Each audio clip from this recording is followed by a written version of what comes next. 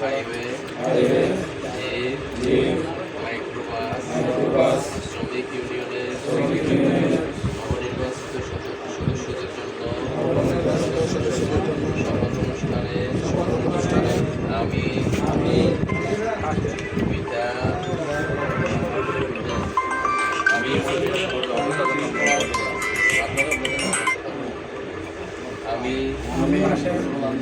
পিতা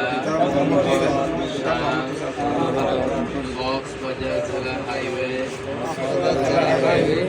zip microbus শ্রমিক ইউনিয়নের নবনির্বাচিত সভাপতি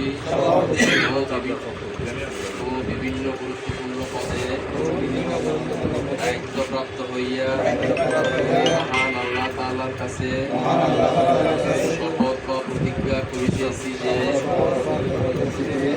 আমি সততা নিষ্ঠা ও দায়িত্বশীলতার সহিত ইউনিয়নের গঠনতন্ত্র আইন কানুন ও বিধিবিধান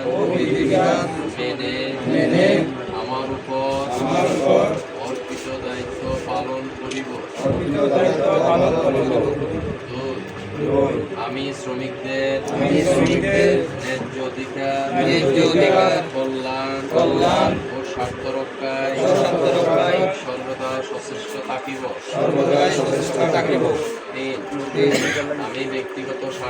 আমি ব্যক্তিগত স্বার্থে সংগঠনের স্বার্থকে প্রাধান্য দিব এবং সংগঠনের সুনাম পূর্ণ রাখিব।